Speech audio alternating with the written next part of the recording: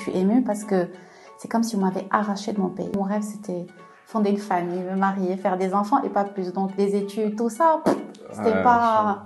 J'oublierai jamais la dernière année, je comptais les jours. Trouver ma grand-mère, la famille, les amis, le pays, les odeurs, la tradition. J'adore notre tradition. Mais bon, ça n'a pas duré dans le temps. On a dû se quitter, le papa de mes enfants et moi. La femme s'est retrouvée à sortir travailler parce que soit elle l'a choisi, puis après elle se dit « oh, c'est trop ». Soit elle n'a pas le choix et c'est trop. Deux personnes à l'extérieur en train de travailler, les enfants seuls, ça rentre, c'est fatigué, ils n'ont pas le khatar. Et le couple n'existe plus. Moi, Kenza, مرحبا بك في Back to Bled. Allah يبارك فيك Jamal, merci pour ton invitation. Je t'en prie, c'est un plaisir de t'avoir fait l'épisode Hada. Je suis heureux d'avoir une personne qui œuvre pour le développement personnel et pour le bien-être. Donc, hâte de découvrir ton histoire, par quoi tu es passé et que tu nous racontes les coulisses de ton projet. Donc, en général, avant de commencer, j'explique un peu le concept aux personnes qui nous regardent ou là qui nous écoutent pour la première fois. Donc, Back to Bled, c'est un podcast vidéo spécialisé dans les témoignages de Marocains qui ont une expérience à l'étranger ou bien qui sont nés à l'étranger et qui sont revenus vivre au Maroc. Ça répond à une question toute simple qui est شنو كيديروا هاد المغاربة هادو une fois كيرجعوا للمغرب. Et à côté de ça, je voulais rajouter un peu plus de sens au projet. Et donc, le slogan de Back to Bled, c'est Leave Your Print. Et l'idée, c'est de rassembler tous les Marocains qui veulent laisser une empreinte derrière eux, quelle qu'elle soit. Donc, avant de commencer, je pose deux questions, pardon. Okay. La première, c'est là, je t'ai accepté l'invitation. Et la deuxième, c'est quel était le rêve de Kenza quand elle était plus jeune? Ok. Alors, pourquoi j'ai accepté cette invitation? Parce que je suis quelqu'un qui saute sur chaque opportunité. Je dis oui à tout. Bon, pas à tout, mais quand c'est intéressant, je viens en courant et tu m'as donné envie. Merci pour ton invitation. Ça fait plaisir. Je suis en chemin et c'est peut-être l'opportunité aussi de mettre en lumière ce que je fais. Je pense qu'il est temps. C'est bien. Voilà, merci Jamal. Je t'en prie. Et le rêve de Kenza quand elle était petite, tu vas rigoler parce que le rêve de Kenza quand elle était petite, c'était être maman. Fonder une famille et pas plus. C'était me marier, avoir des enfants et vivre d'amour et pas d'eau fraîche, mais avoir une famille. C'était ça mon rêve. Toutes mes copines, mes amis, tout le monde voulait être pilote. Des rêves professionnels, moi c'était maman et je l'ai réalisé. Et la vie a fait que ça s'est pas passé comme je voulais et comme je l'ai rêvé. Peut-être un peu trop rêveuse, peut-être pas assez mature. Et j'ai dû penser à travailler. Bon, je suis graphiste publicitaire de formation. J'ai fait ça à partir de chez moi, mais j'ai priorisé ma famille. Et puis, la vie a fait que j'ai dû sortir travailler pour gagner mon pain. Très bien. Alors, avant d'y arriver, on va rester déjà sur le rêve. C'est déjà très bien. Je trouve que c'est bien de rêver de fonder une famille que de travail ou autre chose. Donc, c'est une bonne chose. Après, chaque expérience, comme on l'imagine et comment elle se déroule, c'est jamais comme on pense. Et juste pour commencer à connaître ton histoire bien précisément, est-ce que tu peux nous raconter un peu ta vie depuis ton enfance jusqu'à ta décision de partir à l'étranger? Et on arrivera après. Ok. Alors, ma vie enfant, je suis cadette, un grand frère et une petite sœur.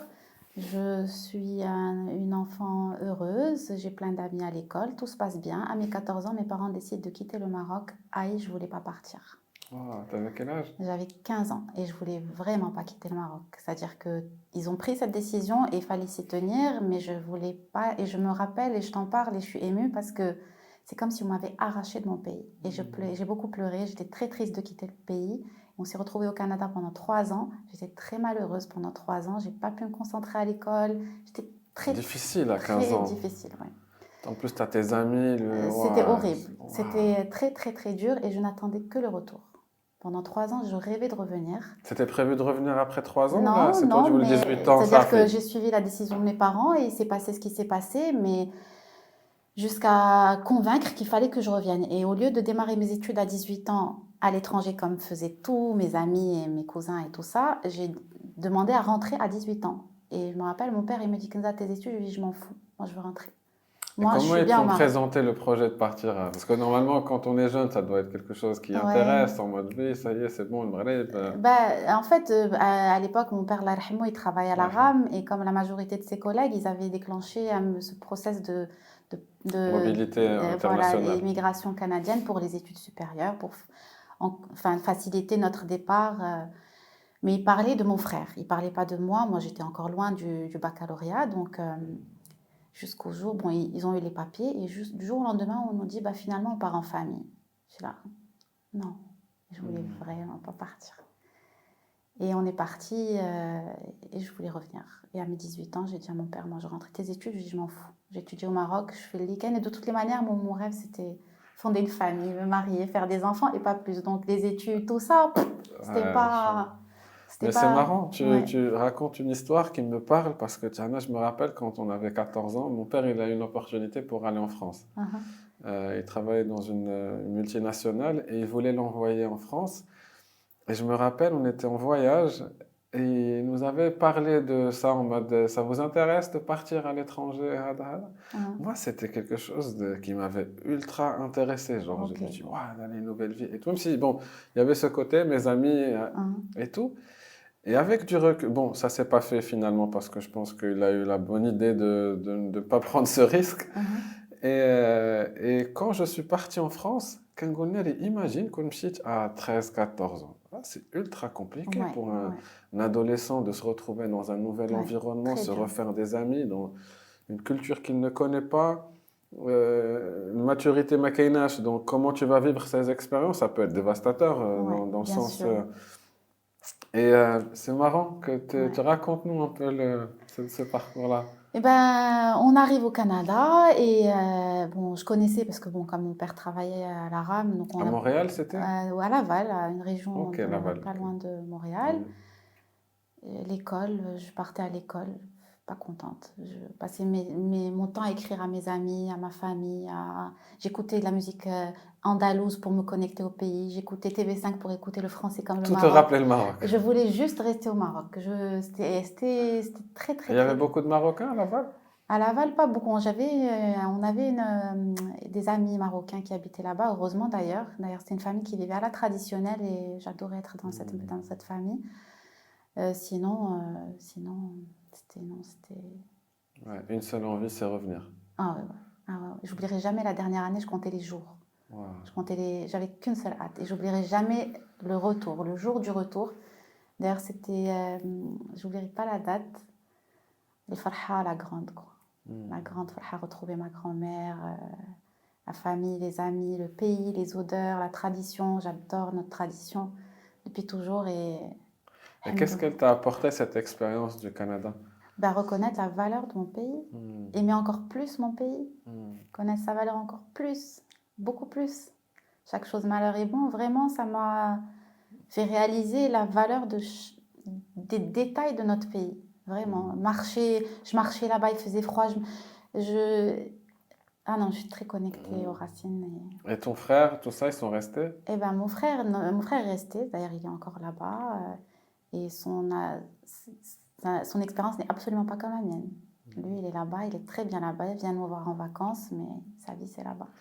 Ouais, je Ouais. comprends. Après, je pense que les priorités des parents, ils sont différentes des jeunes aussi. C'est que peut-être qu'ils voyaient son avenir plus C'est qu'autre clair, chose. c'est clair, Mais c'est vrai que ça doit être un peu bouleversant de changer de... c'est clair. L'âge est important. L'âge et puis le décider, est-ce qu'on veut y aller ou pas. Je pense que les parents, ils ont à considérer les besoins des enfants et écouter leurs besoins. Moi, c'était pas le moment et je voulais pas. Donc pour toi, le conseil à donner à des parents, par exemple, même si on n'est pas là pour Hein, donner des bien sûr. conseils aux gens, mais ça serait de prendre en considération... Ah ouais, tu forces pas. Mais si, par exemple, on se dit, il y a deux parents, deux enfants, les trois veulent partir et il y en a un qui ne veut pas, quel est le choix à faire? Le laisser? Lui donner le choix. Lui Non, mais donner le c'est vrai. choix. C'est déterminant pour la suite. Ouais. Lui donner le choix. Ouais. Ok. Et si tu avais donné le choix, tu serais resté seul? On m'avait donné le choix. C'est-à-dire qu'on m'a pas donné le choix vraiment, mais on m'avait dit, bah, tellement j'étais pas bien, on m'avait dit, bah, si tu veux rester, t'as qu'à rester. Mais impossible de décider. Je vais rester où, avec qui, comment. Tout le monde part. Non, je suis obligée de partir. Je suis obligée de suivre. Putain, tu leur en voulais, toi. Là-bas, ça, Mais tu là, devais ça y être est, difficile à vivre avec. pas du tout. J'étais au service. Ah, ouais, Pas c'est du tout. bien. Mais Tabarakallah. grande souffrance intérieure et beaucoup de tristesse quand j'étais là-bas. Alhamdoulilah, là, je suis Ah, tout contente. passe. Bien sûr, très belle expérience. Très bien. Et Mm. donc, du coup, tu es resté 3 ans. De quelle année à quelle année? Alors, de 95 à 94-98, ouais. Je suis revenue à mes 18 ans. Date. Ouais. J'ai fêté mes 18 ans au Maroc et j'ai fait la grande fête. Ah, C'était génial. retrouver tout le monde. Ouais, le pays, la famille, ma grand-mère. Et ça avait un peu changé par rapport à ce que tu avais laissé en 3 ans ou là, c'était... Non, non, pareil, pareil, juste le départ de mon grand-père avec qui j'étais très proche, mais non, pareil. J'ai retrouvé mes amis, j'ai contacté tout le monde, j'ai retrouvé d'autres copains. Je suis rentrée à l'école des beaux-arts en études. Non, c'était cool. J'ai Bien. rencontré mon ex-mari très jeune, à 18 ans, dès que je suis revenue. Putain, ça s'est enchaîné pour toi. Ouais, ouais, C'est enchaîné. ouais. Wow. Mm. Donc, t'as eu des enfants entre-temps? Oui, je me suis mariée à 21 ans, j'ai eu ma fille à 24 ans, ensuite mon fils 5 ans plus tard. Ouais, Ah ouais, ça en fait. ouais, j'ai démarré très jeune. Et t'as eu le temps de digérer ça alors, sur la route ou là, c'était après? Comment t'as... Digérer quoi? Bah, tous ces Bon, épisodes-là, parce que à partir du moment où j'ai de atterri 15 à 25, non, ben, moi, à partir du moment où j'étais au Maroc à 18 ans, j'étais très bien. C'est-à-dire que j'ai effacé les 3 ans et tout allait bien. Bien sûr, il y avait des choses qui n'allaient pas, mais c'était la guérison de rentrer au pays. C'était la grande الرحمة joie. كما كنقولوا. الفرحة الكبيرة. Très Vraiment. bien. D'ailleurs, j'avais pris du poids quand on était au Canada, tellement j'étais pas bien. Dès qu'on est arrivé, et ben voilà, la légèreté, je me sentais bien. Alhamdoulilah, ouais. Ça fait toujours du bien de revenir chez soi. Ouais, vraiment, ouais. Et donc, j'imagine que ça y est, t'avais plus envie de repartir à l'étranger. Non, je partais en vacances Encore mieux. et c'était bien. Ça, c'était Très cool. bien. Mm. Et tu m'as dit que tu travaillais dans le graphisme, tu as fait des études de graphisme, Oui, c'est ça? oui, j'ai fait des études de graphisme et puis j'ai atterri en stage après ma diplomation. Et comme mon rêve c'était de fonder une famille, de me marier, tout ça, moi, dès que j'ai rencontré, enfin, quand on a décidé de se marier avec mon ex-mari, je lui ai dit, moi je veux faire des enfants, m'en occuper. J'ai pris une patente et je travaillais à partir de chez moi. Voilà, et ça a duré pendant 13 ans quand même. Ouais, 13 ans. C'était Juste- facile de gérer les deux?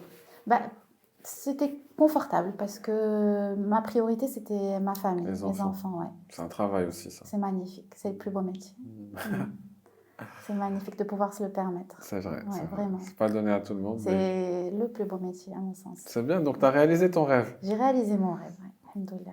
Et ouais, comment ça se passe après avoir réalisé son rêve? Bah, j'ai Quelles réalisé, questions se mais posent? bon, ça n'a pas duré dans le temps. On a dû se quitter, le papa de mes enfants et moi. Et donc, financièrement, j'ai eu un très, très gros challenge pour une personne qui a choisi de s'occuper d'abord de sa famille. À zéro, qu'est-ce que je fais maintenant que je suis toute seule? Bonjour l'autonomie. Et le grand challenge a démarré. Le grand challenge a démarré. J'ai dû travailler rapidement pour subvenir à mes besoins. J'ai dû accepter le premier job et ça a été le premier qui est venu à moi et j'ai accepté. J'ai travaillé pour C'était ton tout premier job. en tant que salarié, oui. J'ai accepté le premier job pour voilà, subvenir aux besoins de mes enfants. Puis ensuite, je me suis retrouvée en galerie d'art. Puis ensuite, la solidarité.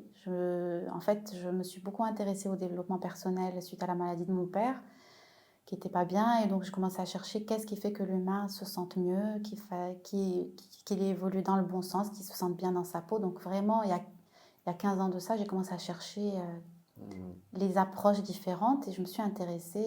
Donc, ça part d'un besoin personnel Oui, avant tout. oui. Ok. Et donc, je m'intéresse à beaucoup d'approches, la médecine chinoise, le reiki, et tellement d'autres choses, l'énéagramme, la psychologie, et tellement d'autres choses. J'ai rencontré énormément de gens, des gens extraordinaires. Et sur mon chemin, je rencontre Aïla Benani, qui est un super coach,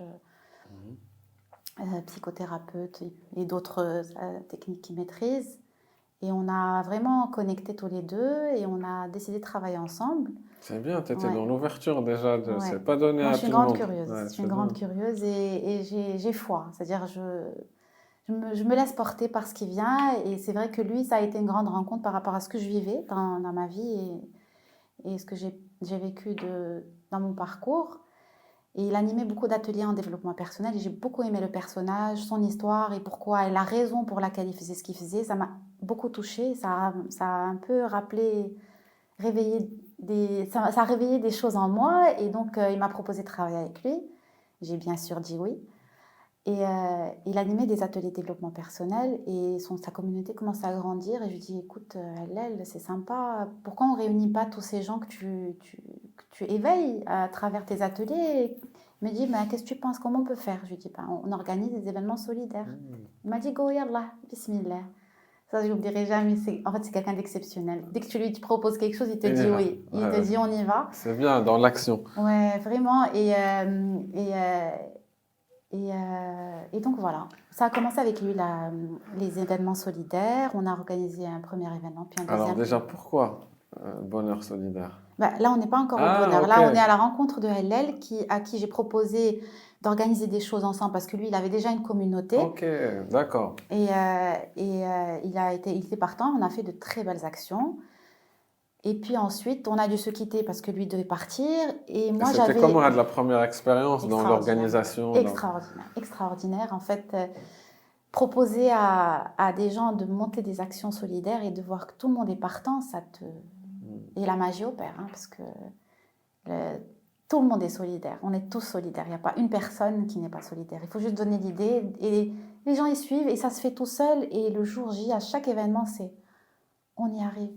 Elle quitte le Maroc, enfin, il est parti à ses choses. Moi, je prends une année, 6 mois sabbatique. J'ai eu l'opportunité de m'arrêter parce que beaucoup de choses se sont enchaînées dans ma vie. La perte de mon papa, je me suis séparée du papa de mes enfants, gros challenge encore, énorme. Et ça, j'étais fatiguée. Je me suis dit, là, je me ferai 6 mois de pause.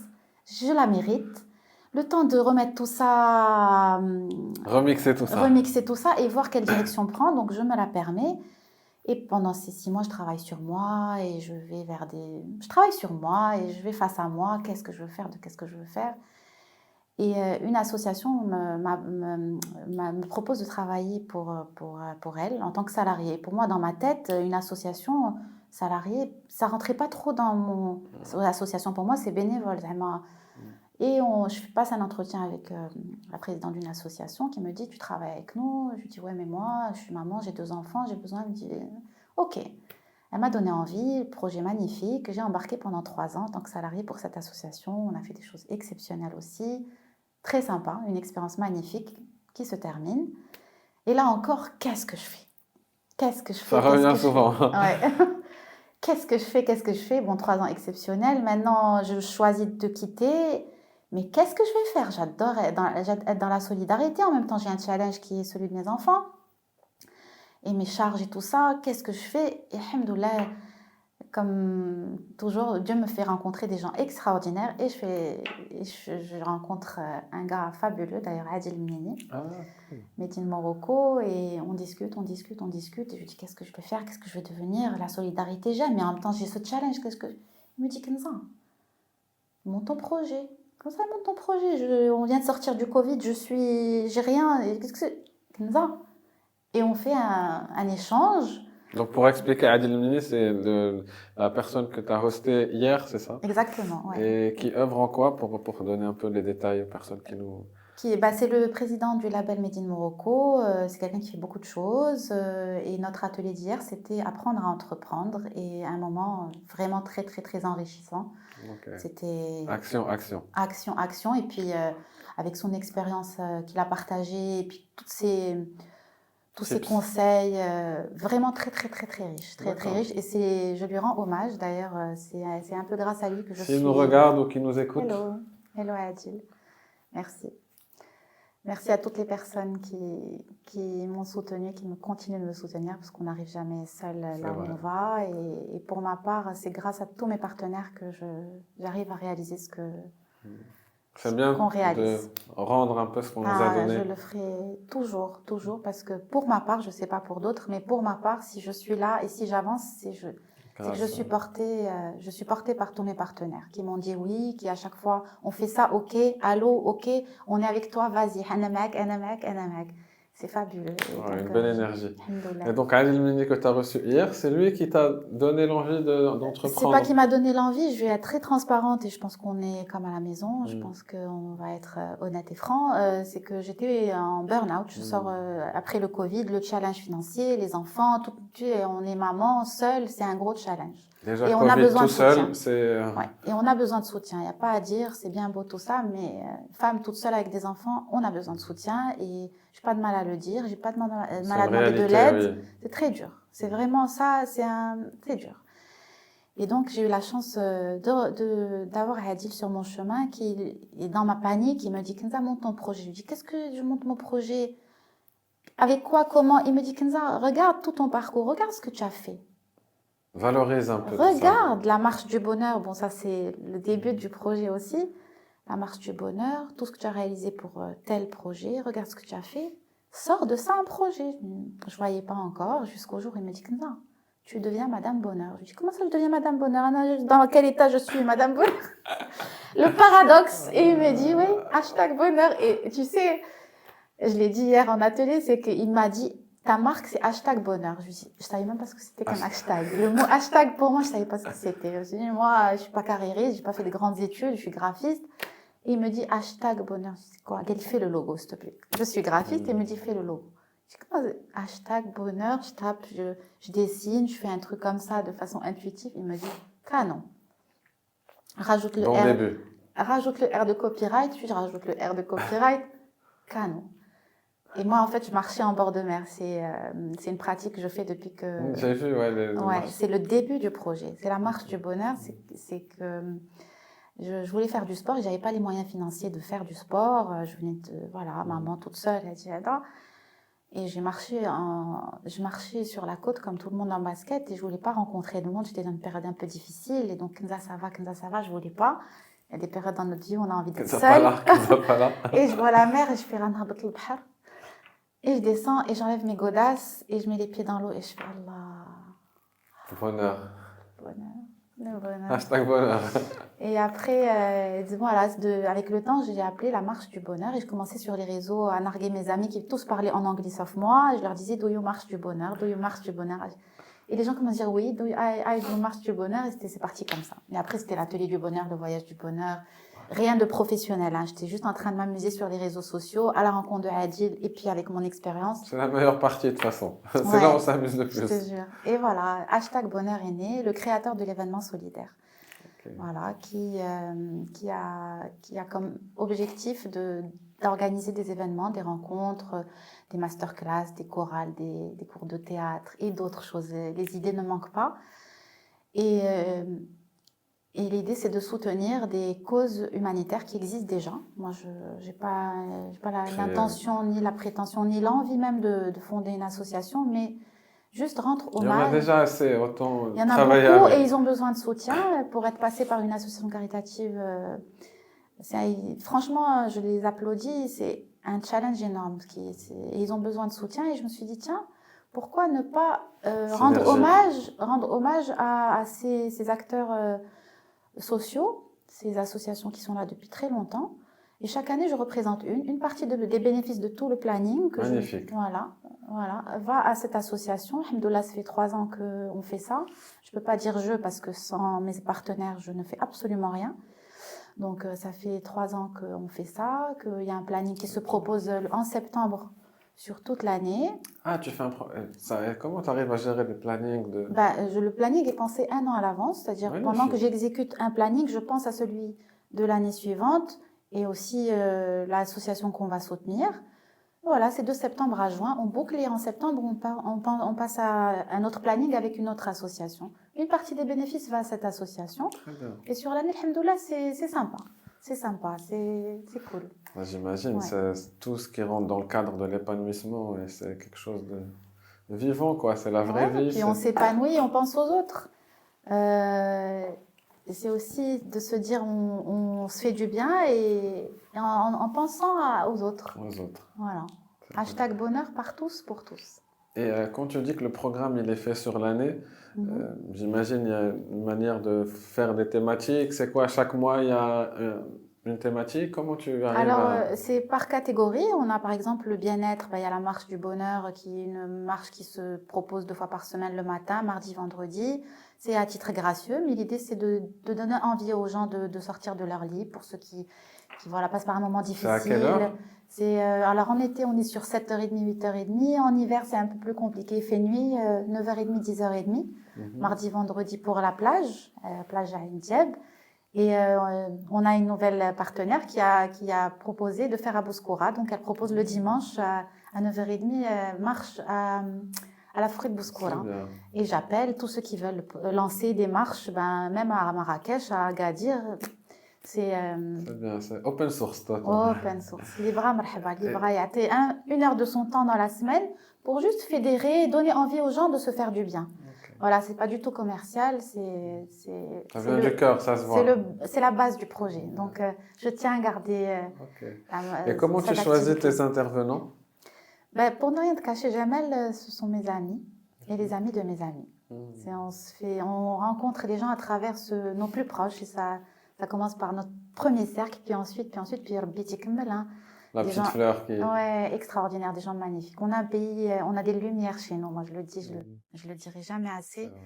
Des lumières, et j'ai la chance d'avoir des partenaires en or et des personnes qui, eux, me portent, qui, eux, me disent continue. Des fois, j'ai envie de lâcher, c'est difficile parce que c'est un projet que je gère toute seule. Pour l'instant, j'organise toute seule, je pense toute seule. Après, bien sûr, grâce aux partenaires qui honorent les rendez-vous. Et des fois, c'est pas facile. Je me dis, moi, qu'est-ce que tu va te trouver un job. Ouais, en fait, l'intérêt de faire tout seul, c'est une bonne chose parce que tu le fais à ta manière, à ton rythme. Après, je pense que quand il y a les difficultés, c'est normal qu'on se dise ça, ou le sens derrière ton projet et le but, il est bien. Donc, il faut juste se dire continue, trust the process, c'est juste ça, parce que quand on fait quelque chose et qui est dans le partage, dans la solidarité et dans la bienveillance et même un goulot qui cherche à rendre les gens plus heureux, tu vois. Il faut juste, c'est vrai que ça manque beaucoup au Maghreb. C'est pour ça, franchement, je suis content d'être avec toi aujourd'hui parce que j'adore rencontrer des personnes qui font des choses qui ont vraiment du sens et c'est l'idée aussi du projet. Mais c'est pas facile tous les jours parce que faire du bien et toi qui m'as dit quotidien mais ça et j'imagine pour la rentabilité pour le cool chez mais je pense qu'à terme ça va être payant. Inch'Allah. Et puis comme tu dis, on n'a pas ça peut être difficile, mais quand tu sens que tu ne travailles pas, dire ça peut être très difficile. Oui, des moments tu dis qu'est-ce que tu fais, mais après rapidement tu te dis mais regarde ce que tu as fait hier, regarde ce qui s'est passé, regarde le message que tu as reçu avant-hier. Continue. J'imagine les messages d'encouragement, même le regard des autres, les yeux des gens. Mais oui, des fois, comment ils rentrent et comment ils sortent. Des fois, juste une marche le matin, tu reçois un message qui nous a merci Allah Jazil déprimé, m'a fait merci, grâce à toi, j'ai eu envie de sortir de mon lit. Rien que ça, moi, voir les gens heureux, et je suis pas la seule, tous. Quand tu vois quelqu'un heureux, moi, ça n'a pas de prix. Peut-être que ça me reconnecte à mon histoire, peut-être que ça me guérit, parce que, certainement, mais... mais c'est ce qui nous nourrit au final. On pense à des associations, je trouve ça... Je pourrais pas faire ce projet sans cette partie-là. C'est vrai que il y a un impact derrière. Et les gens aiment cette idée-là. Dernièrement, on a organisé, pendant 1 an et demi, avec Bahia Waxas, ma partenaire, sur la chorale du bonheur, on s'est retrouvés tous les lundis pour chanter, dans l'objectif de monter une chorale et d'être sur scène. Et à savoir qu'on a inscrit des personnes qui n'ont jamais chanté. Et on leur a dit, vous allez être sur scène. Nous, on va être sur scène, moi, j'ai jamais chanté. Ok, tout est possible. #bonheur, tout est possible. Rien que fait, suis-nous. Eh bien, on vient de réaliser un spectacle au Studio des Arts Vivants en soutien au Petit Monde, l'association qu'on a soutenue l'année dernière. Juste extraordinaire. On a invité les enfants à chanter avec eux, les enfants du Petit Monde. On a invité les parents des enfants du Petit Monde. Beaucoup de monde dans la salle, on n'y croyait pas, nos yeux, la vérité. Tu vois, je disais, est-ce qu'on va y arriver? Là, c'est quand même le Studio des Arts Vivants, on doit honorer certaines choses. on y va. Hashtag on y va. Hashtag on y va et de voir ces femmes. On a eu une chorale 100% féminine. On voulait pas, c'était pas notre intention, mais Dieu a décidé qu'il y allait y avoir que des femmes, tout habillées en blanc. Laïa, elle a été juste Il y a extraordinaire. des vidéos sur ça ou Bien sûr, on a le film on a tout le film de la chorale. On est passé sur 2M, une réussite. Et ça n'a pas de C'est ce prix. qui reste en fait, Ah, c'est ces ça n'a pas de souvenirs-là. prix. Et même Le farha, le sentiment de ces personnes qui font ça pour la première fois, qui sortent de leur zone de confort. exact. C'est ça ce que ça met en avant et que tu vois à la fin, ça s'est super bien Ça, passé. ouais. C'est- C'est extraordinaire. Il y a de quand tu as solidarité, il y a magie à côté. Et Quand en il y a général, solidarité, il y a magie, Pardon. il y a amour. Amour, paix, solidarité. Ah, c'est joli. Ouais. Et quand tu disais, il n'y avait que des femmes en général, il y avait des hommes dans la chorale ou là c'est Bah, juste... nous, on a ouvert pour tout le monde. Mais voilà, malheureusement ou même heureusement, parce que au final, quand on a vu que des femmes, c'était très beau, ça portait un joli message. Et avec les chansons qu'on a choisies et l'événement en lui-même, c'était beau. Moi, je me dis, peut-être Noé ou Rabbi Tikmel. C'est-à-dire, Et- là encore, on va ouvrir la 2e édition. C'est pas que pour les femmes, et on va voir. Si Dieu décide qu'il y aura que des femmes, bah, il y aura que des femmes et on va s'adapter. On va soutenir cette année Nabda Foundation. On va voir ce que Dieu va décider pour eux. Chère Aziza, tu nous regardes? Hello, Aziza. Coucou. Bravo, Aziza. Respect, Aziza. Et là, vu Voilà. qu'on est début d'année, quel rendez-vous que tu as eu ou quelle masterclass que tu as faite qui t'a le plus marqué cette année ou là, qui a marqué les gens ou là, qui a eu un retour ou là, quelque chose de... La vérité toute. Sans Ah, prétention. tu veux Wallah pas al-adem, choisir. la vérité qui est due beaucoup de monde ou peu de monde, c'est toutes des rencontres très très spéciales. Alhamdoulilah, alhamdoulilah. Même notre cours de yoga le jeudi, fabuleux. Mais il n'y a pas eu La un marche événement, quelque chose qui que a... j'ai raté ou la qu'on Là, a monsieur qui a raté, raté, qui a créé un... qui m'a t'a marqué. ému au point où j'ai envie de continuer encore. Qui t'a dit, putain, allez, continue. La chorale. Cette chorale. année, le 16 décembre, lundi 16 décembre, la chorale du bonheur. J'étais derrière la salle, il y avait à peu près 500 personnes. Il y avait les enfants du petit monde, leurs parents, les membres du petit monde, tous les gens qui y sont venus. 100% femmes sur scène, toutes habillées de blanc, Beria, maestro exceptionnel, avec beaucoup d'humilité, la présence de beaucoup de mes amis, ma famille. Ouais, ça, cet événement, c'est... Ouais, je continue. Je continue. C'est bien. Tu vas te C'était lancer dans fabuleux. la chorale maintenant, ça y est. Bah, et tu sais, le chant collectif, c'est puissant. Ah oui, C'est l'énergie. thérapeutique. C'est thérapeutique, ça unit les cœurs, ça te déconnecte de ta vie, c'est beaucoup de joie selon ce que tu chantes. C'est puissant le chant, c'est puissant. Comme chez nous au Maroc, on a le dhikr, pas qu'au Maroc, mais c'est la connexion des cœurs. Hein. C'est fabuleux le chant. C'est vrai. Fabuleux, vraiment. L'énergie, les vibrations de la Le musique. chant collectif, ouais. C'est puissant. D'ailleurs, les femmes, toutes les participantes sont très très très satisfaites. Alhamdoulilah. Alors, on va passer à d'autres questions. Si tu devais donner un conseil à ton toi d'il y a quelques années, celle qui était au Canada à 15 ans, ça serait quoi? Prends le temps. Doucement. La Prends fougue le de la temps. jeunesse. Ouais. Doucement. Prends le temps. Et aujourd'hui, tu prends le temps? J'apprends à prendre le temps. Ah. Et qu'est-ce qui fait qu'on se retrouve à courir derrière le temps? Bah, les challenges. Je pense que si on n'avait pas certains challenges, on ferait les choses plus doucement. Pour ma part, si j'avais pas certains challenges, je ferais la même chose, mais de façon plus calme. Et en tant que femme, parce que clairement, il faut pas l'oublier, on mérite que ça se fasse de façon douce. C'est vrai que ça court partout. Ouais, Plus avec les enfants aussi. Ouais. Je pense que le bien-être de la femme ou de l'homme, je pense qu'il faut respecter son énergie. On n'est pas pareil. Et on se retrouve des fois à faire des choses un peu... ماشي بزاف. Chacun a son rôle, chacun a son rythme, on va dire. Donc, ouais. Non, mais c'est vrai que je trouve que naturellement, la femme, elle ressent plus de pression que l'homme. Et donc, du coup, ça aussi, ça pousse à toujours... ما نقولوش prouver ولكن ça... Il n'y a rien à prouver. Je pense que la société a évolué, qu'on s'est modernisé, que la femme s'est retrouvée à sortir travailler parce que soit elle l'a choisi, puis après elle se dit oh, c'est trop. Soit elle n'a pas le choix et ah, c'est trop. Et au détriment de sa santé. Moi, back to bled, moi je dis back to tradition. Oui, je te jure. Pas mal, c'est vrai. Non, là, Back to basics, quoi. Je te jure. Et je pense qu'il ne faut pas oublier qu'on n'est pas pareil, qu'on n'a pas Tu parles de la même l'Occident, capacité. là. Non, je parle de homme-femme. Ok, l'ouverture, ok, mais on n'est pas pareil. Respectons notre rythme. La dernière fois, j'avais une discussion avec un ami. Et ce qu'il disait, il avait raison. Il a dit que depuis que sa femme elle commençait à travailler, que dans le couple, ils ont 2 enfants. Et c'était difficile à vivre dans le couple. Sûr.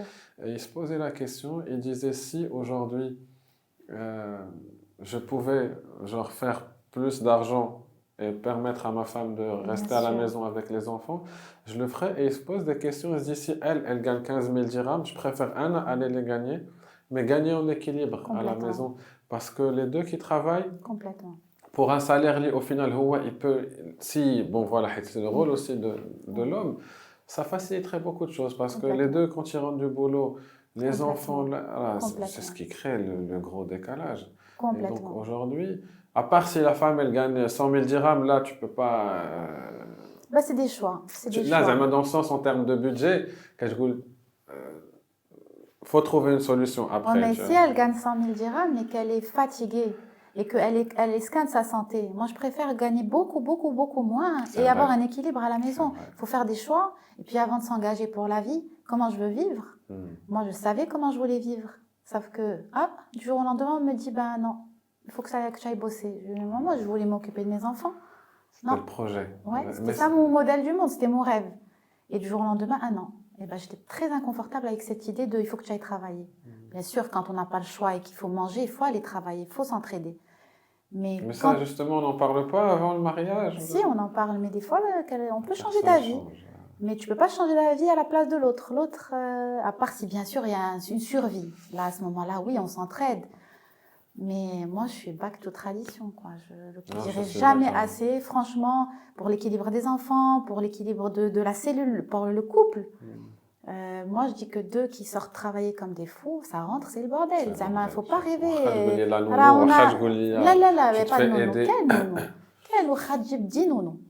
Personne, rien ne remplace la maman à la maison. Et moi, je respecte tous ces hommes, ces maris qui ont conscience de la valeur qu'apporte leur femme à la maison. C'est pas, elle sert à rien. Comment ça, elle sert à rien? Tes enfants sont en sécurité. Bien sûr qu'il faut qu'elle travaille, bien sûr qu'il faut qu'elle apprenne, qu'elle étudie. Il y a tellement à faire à partir de la maison. C'est-à-dire qu'une femme peut faire tellement de choses. Moi, je travaille aujourd'hui, je suis seule, je travaille à partir de chez moi. Bien sûr, il y a des fois où je me déplace parce qu'on a rendez-vous pour la chorale. Je vais me déplacer pour organiser un événement, mais la majorité du temps, j'ai mon ordinateur, je suis chez moi et c'est OK pour moi. J'ai essayé le salariat, c'est pas pour moi. Je peux pas. Non, je sais pas. C'est que je peux pas et que je sais pas. Aujourd'hui, tu me poses en entreprise, je sais pas. Parce que peut-être que je l'ai pas appris, mais de toute façon, je l'ai pas voulu. Je l'ai pas désiré, je l'ai pas rêvé. Tu sais, on se dit souvent, on ne sait pas ce qu'on ne sait pas. Et quand tu dis que la personne, elle dit, elle sert à rien, c'est déjà, il y a un problème avec la personne.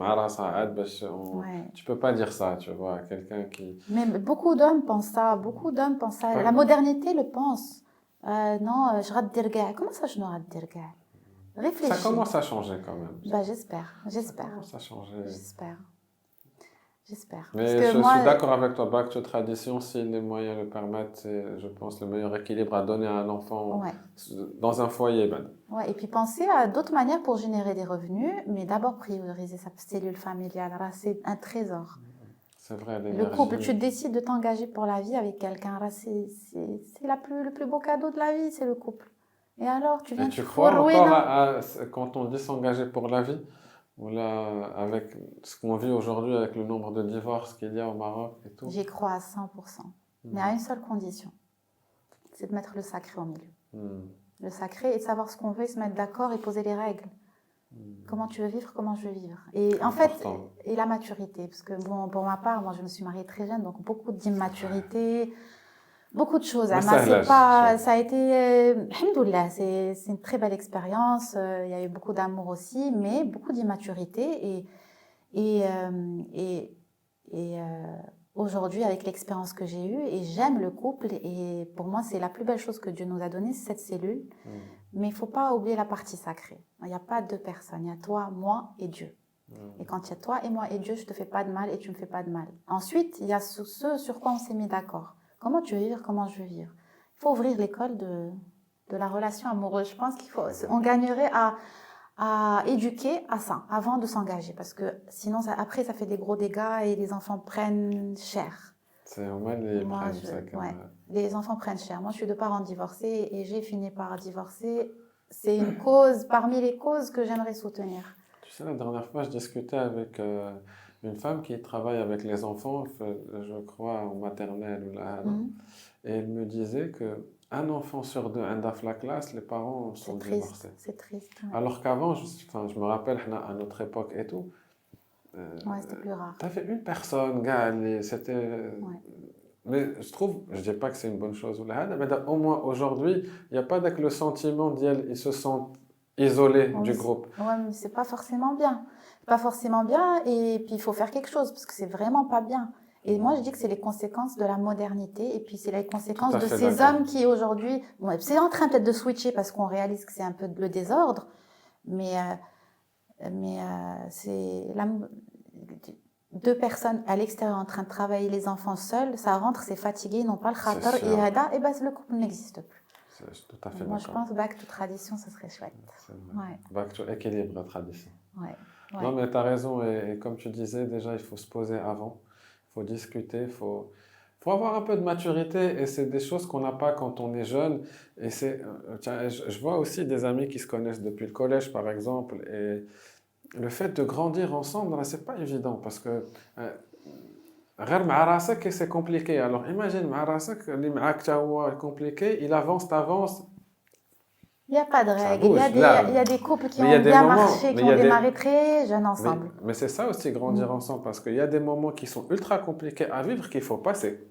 Et des fois, les gens ils s'arrêtent, ah ça fait, on peut plus. Mais des fois, là, il suffit juste de passer à l'étape et de basculer vers autre chose. Et comme tu disais, le côté sacré de la relation, de beaucoup de choses, la foi, le sabr. Les rôles, chacun son rôle. Et tu vois, et ça aide. Après, il y a aussi l'entourage qui joue beaucoup dans le Maghreb, de ce que je remarque.